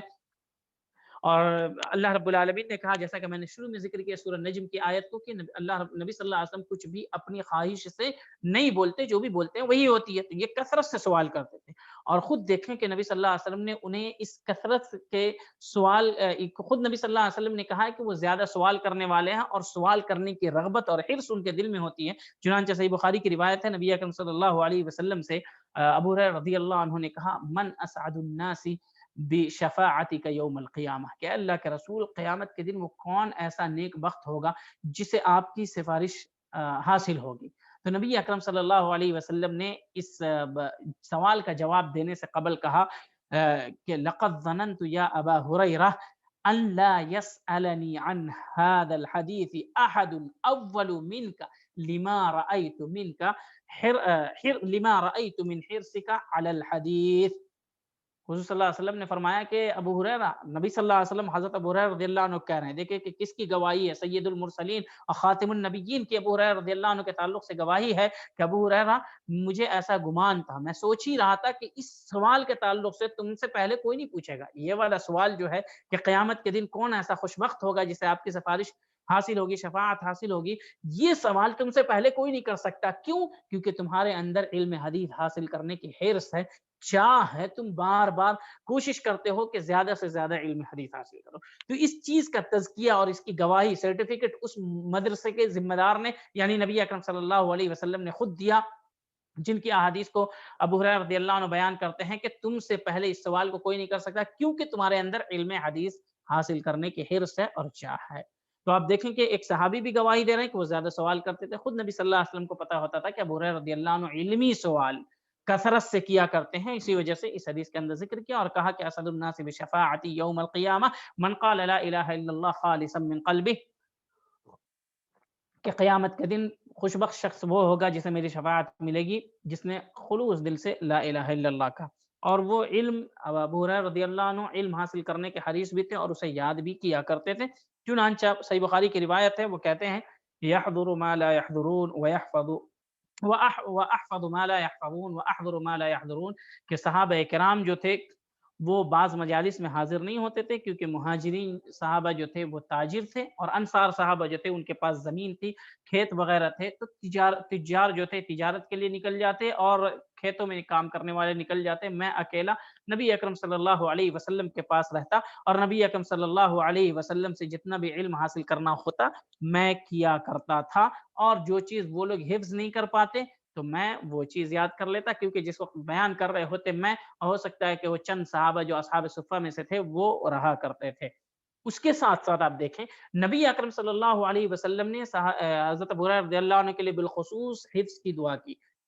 کیونکہ ابو ہریرہ رضی اللہ عنہ نے شکایت کی نبی صلی اللہ علیہ وسلم سے کہ اللہ کے رسول، یہ حرص اگر علم حدیث کا نہیں ہوتا تو یہ سوال ہی نہیں کرتے اور یہ طلب ہی نہیں کرتے۔ ابو ہریرہ رضی اللہ عنہ نے کہا کہ اللہ کے رسول میں جو یاد کرتا ہوں وہ میں بھول جاتا ہوں، میرے ذہن میں وہ محفوظ نہیں رہ پاتا ہے۔ تو نبی اکرم صلی اللہ علیہ وسلم نے فرمایا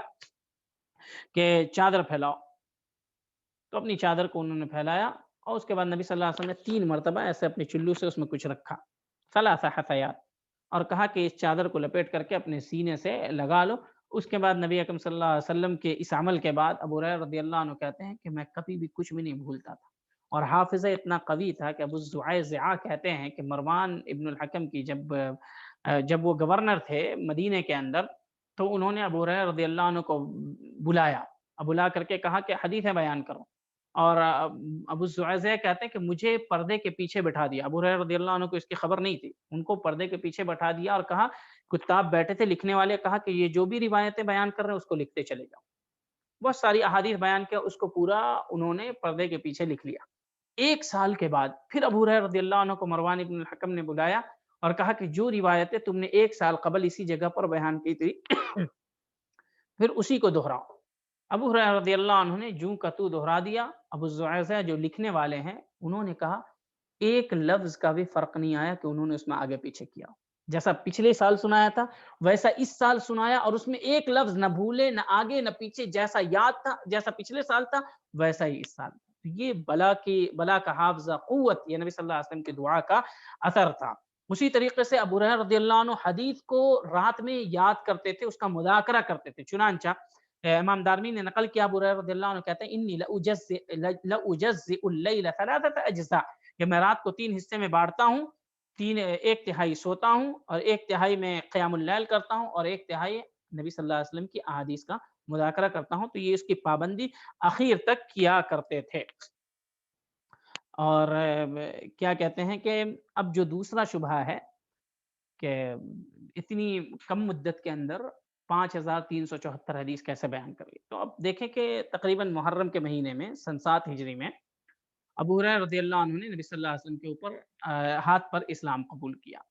اور تقریباً 4 سال نبی صلی اللہ علیہ وسلم کے ساتھ رہے، کیونکہ نبی صلی اللہ علیہ وسلم کی جو وفات ہے وہ سن 11 ہجری میں ربیع الاول کے مہینے میں۔ اور اگر ہم اس کو دن پر تقسیم کریں ان 4 سال کو، 4 سال 2 مہینے کچھ دن کو، تو یہ تقریباً 1460 دن بنتے ہیں، 1460 دن بنتے ہیں۔ اور ابو ہریرہ رضی اللہ عنہ نے جتنی روایت کی ہے، جیسا کہ منکرین حدیث کہتے ہیں کہ اتنی زیادہ کیوں روایت کر لی، کتب 6 میں جو ان کی تعداد ہے 5374، اور یہ مشہور بھی ہے۔ اگر ہم ان روایت کو 1460 دن پہ تقسیم کریں، یہ نسبت فیصد نکالے کہ وہ دن میں روزانہ کتنی حدیث سنتے تھے، کتنی یاد کرتے تھے، تو اگر ہم 5374 کو 1460 سے تقسیم کریں تو 3.5 حدیث یومیہ آتی ہے، کہ وہ روزانہ کے حساب سے تقریباً 3.5 یا 4 حدیث سنا کرتے تھے۔ اور ہر حدیث بہت لمبی نہیں ہوتی ہے، ہر حدیث جو ہوتی ہے بہت لمبی نہیں ہوتی ہے، کوئی حدیث 1 جملے کی ہوتی ہے، 2 جملے کی ہوتی ہے، اور نبی صلی اللہ علیہ وسلم جوامع الکلم، ان کا جو کلام تھا جامع ہوتا تھا نبی صلی اللہ علیہ وسلم کا، مختصر جملے میں بہت ساری بات کہہ جاتے تھے، بہت لمبی لمبی حدیث بہت کم ہے، تو اس لیے وہ روزانہ کے حساب سے 3 یا 3.5 حدیث یاد کیا کرتے تھے یا اس کو رکھتے تھے، اور پھر نبی صلی اللہ علیہ وسلم کی دعا کا اثر تھا۔ تو کیا کسی کے لیے یہ ممکن نہیں ہے کہ 3 سے 3.5 حدیث روزانہ سن لے اور یاد کر لے؟ دوسری بات یہ ہے کہ اگر ہم 8960 جیسا کہ میں نے بتایا تھا اس کو 1460 پر تقسیم کریں گے تو تقریباً 6 حدیث بنتی ہے یا 6.5 حدیث بنتی ہے، جس کو روزانہ ابو ہریرہ رضی اللہ عنہ یاد کیا کرتے تھے۔ جو آج کل کے کن ذہن ہم لوگ جیسے ہیں وہ 10 حدیث 20 حدیث یاد کر سکتے ہیں، اور بعض کے پاس ایسا ذہن اللہ نے دیا 50 حدیث بھی یاد کر سکتے ہیں، تو آخر ابو ہریرہ رضی اللہ عنہ کے ذہن اور ان کے حافظے کی قوت کے لیے نبی صلی اللہ علیہ وسلم نے دعا کی تھی، تو کیا وہ 5 سے 6 حدیث بھی یاد نہیں کر سکتے تھے؟ یہ ایک چیز ہے۔ دوسری چیز کو یہ نہ سمجھ لے کہ یہ تمام احادیث ابو ہریرہ رضی اللہ عنہ نے نبی اکرم صلی اللہ علیہ وسلم سے سنی۔ بہت ساری احادیث میں ایسی ہیں جو انہوں نے بعض صحابہ کرام سے بھی سنی ہیں۔ اکثر احادیث انہوں نے نبی اکرم صلی اللہ علیہ وسلم سے سنی ہے، لیکن بعض صحابہ سے بھی بیان کرتے تھے، جیسا کہ ابھی میں نے دیکھا، ابھی میں نے مثال بیان کی کہ عمر رضی اللہ عنہ کو ابو موسیٰ اشعری رضی اللہ عنہ والی حدیث نہیں معلوم تھی، لیکن جب ابو سعید الخدری اور ابو موسیٰ اشعری رضی اللہ عنہ نے ان کو خبر دیا تو ان کو وہ حدیث معلوم ہوئی، تو گویا وہ نبی کی وہ حدیث جو حضرت عمر رضی اللہ عنہ بیان کریں گے وہ نبی سے نہیں بلکہ ابو موسیٰ اشعری اور ابو سعید خدری رضی اللہ عنہ سے، کہ میں نے ان سے سنا، انہوں نے نبی صلی اللہ علیہ وسلم سے سنا ہے۔ تیسری بات یہ ہے کہ ابو ہریرہ رضی اللہ عنہ نے جو روایت کی، ان کی جو تعداد ہے، یہ نہیں کہ سب الگ حدیث ہے، تکرار کے ساتھ ہے، یعنی محدثین ایک حدیث اگر آئے اور اس کی کئی سندیں ہوں تو ہر سند کو ایک حدیث شمار کرتے ہیں۔ یہ ہر کسی کا اپنا طریقہ، جو اس فن کے ماہرین ہوتے ہیں ان کا اپنا طریقہ ہے کہ ہر حدیث کو وہ ایک حدیث شمار کرتے ہیں۔ چنانچہ تکرار کے ساتھ یہ احادیث ہیں جو 5374 کی کہیے یا پھر 9000 کہیے، یہ تکرار کے ساتھ حدیث ہیں۔ اگر تکرار کو ختم کر دیں 9000 میں سے تو 1400 کچھ حدیث بچ جاتی ہے، اور ان 1400 حدیث میں سے کچھ احادیث، اکثر احادیث ایسی ہیں ان 1400 حدیث میں سے جن کو دوسرے صحابہ نے بھی روایت کیا۔ اب مثال کے طور پہ دیکھیں کہ نبی صلی اللہ علیہ وسلم نے فرمایا کہ جو نماز جنازہ پڑھے گا اسے 1 قرات کا ثواب ملے گا، اور جو جا کر کے دفن کرے گا اسے 1 قرات کا ثواب ملے گا، یعنی کل ملا کے 2 قرات، اور ہر قرات جبل احد کے برابر ہوگا۔ اس حدیث کو نہیں بھی تو تقریباً 17 صحابہ اکرام نے روایت کیا، 17 صحابہ اکرام۔ تو جو احادیث تکرار کے علاوہ ہیں، یعنی تکرار کو چھوڑ دیں تو 1400 حدیث بچتی ہیں، تو یہ ان احادیث میں بھی اکثر حدیثوں کو دوسرے صحابہ اکرام نے روایت کیا، یعنی شریک ہیں برابر۔ اور چوتھی بات یہ ہے کہ جو ابو ہریرہ رضی اللہ عنہ بالکل الگ ہیں، جن کو کسی صحابی نے روایت نہیں کیا ہے۔ بعض محققین جیسے محمد عبدہ الیمانی ہیں، انہوں نے اس چیز کی تحقیق کی ہے، مرویات ابی ہریرہ رضی اللہ عنہ کی، وہ کہتے ہیں کہ 42 حدیث سے اوپر نہیں جاتی ہے میری تحقیق کے مطابق جن کو وہ اکیلے بیان کرتے ہیں، اس میں ان احادیث کو کسی دوسرے صحابی نے بیان نہیں کیا۔ پانچویں بات یہ ہے کہ ابو ہریرہ رضی اللہ عنہ کی عمر، بعض لوگ یہ کہتے ہیں کہ آخر ابو ہریرہ رضی اللہ عنہ نے اتنی روایت بیان کی تو خلفائے اربعہ نے کیوں نہیں کی؟ یہ تو نبی صلی اللہ علیہ وسلم کے ساتھ ایک دم شروع سے تھے۔ اس کی وجہ یہ تھی کہ یہ چاروں خلیفہ جو تھے وہ خلافت سے لگے رہے۔ ابو ہریرہ رضی اللہ عنہ عموماً درس و تدریس سے اور احادیث کی نشر و اشاعت سے، 4 خلیفہ میں سے جو 2 خلیفہ تھے، ان کی 4 خلیفہ میں سے جو 2 خلیفہ تھے، ابو بکر عمر رضی اللہ عنہ، ان کی وفات بہت پہلے ہو گئی، اور عثمان رضی اللہ عنہ کے 37 اخیر میں ہوئی، تقریباً 34 یا 35 ہجری کے اندر، اور حضرت علی رضی اللہ عنہ کے اس کے بعد ہوئی۔ لیکن یہ چاروں خلیفہ تھے اور خلافت کے امور میں یہ مشغول رہے، جبکہ ابو ہریرہ رضی اللہ عنہ کی وفات 57 ہجری میں ہوئی، نبی اکرم صلی اللہ علیہ وسلم سے 46 یا 47 سال کے بعد، اس لیے ان کو زیادہ موقع ملا اور یہ نبی اکرم صلی اللہ علیہ وسلم کی احادیث کو پھیلاتے رہے۔ تو پتہ یہ چلا کہ ابو ہریرہ رضی اللہ عنہ کی جو کثرت تعداد ہے یہ تکرار کے ساتھ ہے، اور اگر اس تکرار کو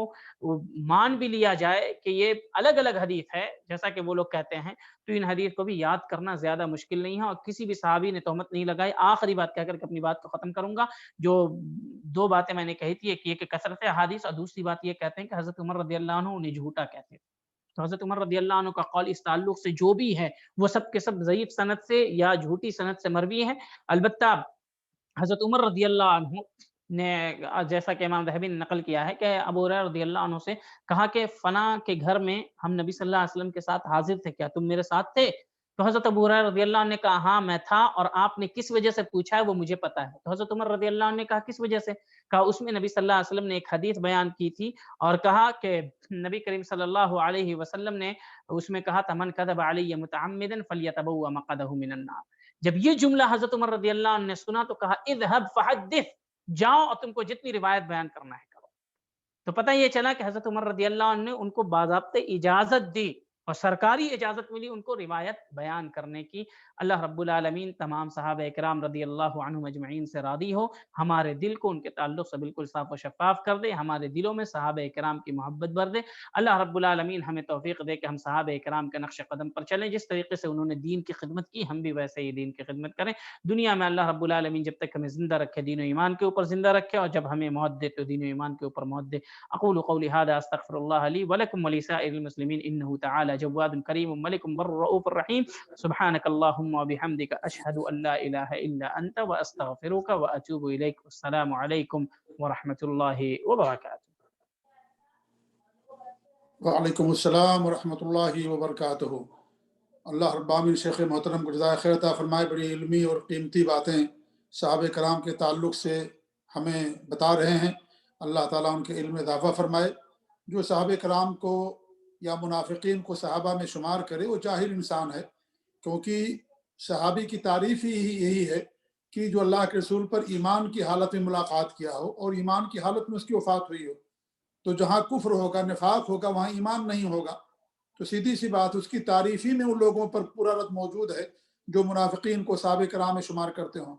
اللہ کے رسول کے ساتھ اٹھنے بیٹھنے سے کوئی صحابی نہیں ہو جاتا ہے، ورنہ پھر کافر بھی صحابہ ہو جائیں گے، ابو طالب بھی صحابی ہو جائیں گے، جیسا کہ ابو طالب کو روافض نے صحابی میں شمار کیا ہے۔ تو اس طریقے سے کیا نام ہے، ہمارے نبی کے ساتھ اٹھنے بیٹھنے والا ہر کوئی صحابی نہیں ہوتا ہے۔ صحابی وہ ہوگا جو آپ پر ایمان کی حالت میں ملاقات کیا ہو اور ایمان ہی کی حالت میں اس کی وفات بھی ہوئی ہو۔ تو صحابی کی تعریف ہی سے ان کا جو شبہ ہے وہ شبہ ختم ہو جاتا ہے۔ بڑی قیمتی باتیں اور بڑی تحقیقی باتیں آپ کے سامنے شیخ محترم نے بیان فرمائی ہیں۔ اللہ تعالیٰ ان کی حفاظت فرمائے، اور انشاءاللہ اس دورے کی یا جو دروس کا سلسلہ شروع کیا گیا تھا اس کی آخری نشست انشاءاللہ اگلے جمعہ کو ہوگی، جس میں اور جو شبہات ہیں، جو مکڑی کے جالے سے زیادہ اس کی حیثیت نہیں ہے، انشاءاللہ تمام چیزیں وہ آپ کے سامنے انشاءاللہ اختصار کے ساتھ شیخ محترم پیش کریں گے۔ اللہ تعالیٰ ہم سب لوگوں کے علم میں اضافہ فرمائے اور علم کے ساتھ ساتھ عمل میں بھی اضافہ فرمائے، اور ہمارے دلوں میں صحابہ کرام کے تعلق سے محبت اور مزید پیدا کرے، اور یقیناً یہ ساری باتیں سن کر کے اور زیادہ ہمارے دلوں کے اندر صحابہ کرام سے محبت ہو جاتی ہے۔ یہ سب علمی گفتگو، احادیث اور صحابہ کرام کے اقوال، خود صحابہ کرام کے بارے میں ان کی محنتیں، ان کی جد و جہد اور ان کی کوشش، صحابہ کرام کے تعلق سے، حدیثوں کے تعلق سے، یہ ساری باتیں سن کر کے الحمدللہ ہمارے دلوں کے اندر اور ایمان تازہ ہوتا ہے اور صحابہ کرام سے اور زیادہ محبت بڑھ جاتی ہے۔ تو یہ محبت ہمارے لیے ایک ذریعہ ہے جنت میں داخلے کا، جنت میں جانے کا ایک ذریعہ اور ایک سبب ہے۔ اگر جنت میں جانا ہے تو صحابہ کرام سے محبت رکھنا بھی ضروری ہے، کیونکہ ان سے محبت نبی سے محبت کی دلیل ہے، اور نبی سے محبت اللہ سے محبت کی دلیل ہے، اور جنت کے اندر وہی جائے گا جو ایسے لوگوں سے، ان شخصیتوں سے اور اللہ اور اس کے رسول سے، دین سے، قرآن سے، حدیث سے محبت کرنے والا ہے۔ تو اللہ رب العالمین ہمارے دلوں کے اندر ان کی محبت پیدا فرمائے، اور یہ سب کے سب یہ خوارج یہ بھی منکرین سنت ہیں، روافض بھی منکرین حدیث ہیں۔ روافض جب ہمارے قرآن کو نہیں مانتے جو اللہ نے پہ نبی کو دیا تو ہماری حدیثوں کہاں مانیں گے؟ خوارج بھی نہیں مانتے ہیں، یہ جو ہے منکرین سنت بھی ہیں، اور کیا نام ہے، خوارج یہ منکرین صحابہ بھی ہیں۔ انہوں نے صحابہ کی بھی توہین کی ہے، تنقیص کی ہے، یہ بھی صحابہ کی تکفیر کرتے ہیں خوارج، اور روافض بھی صحابہ کی تکفیر کرتے ہیں۔ تو بہت ساری چیزوں میں یہ جو اہل بدعت ہوتے ہیں یا بدعتی جو فرقے ہوتے ہیں، وہ بہت ساری چیزوں میں ان کے ہاں جو ہے یہ گانگت پائی جاتی ہے، بہت ساری چیزوں میں ان کے ہاں اتفاق ہوتا ہے۔ انہی میں سے یہ ساری چیزیں ہیں، صحابہ سے نفرت خوارج کے ہاں، روافض کے ہاں، اور اس طریقے سے منکرین سنت کے ہاں، یہ تمام چیزیں تو یہ سب کے سب منکرین سنت ہیں۔ خوارج بھی منکرین سنت ہیں، روافض بھی منکرین سنت ہیں، اور جو معتزلہ ہیں عقل پرست وہ بھی منکرین سنت ہیں، اور اس طریقے سے اور جو لوگ ہیں وہ بھی اس کے اندر شامل اور داخل ہیں۔ جی ہاں، اور یہ خوارج بھی صحابہ کی تکفیر کرنے والے ہیں۔ عثمان رضی اللہ عنہ کی تکفیر، ان کو کافر کہتے ہیں، علی رضی اللہ عنہ کو کافر کہتے ہیں، اور اس طریقے سے اور دیگر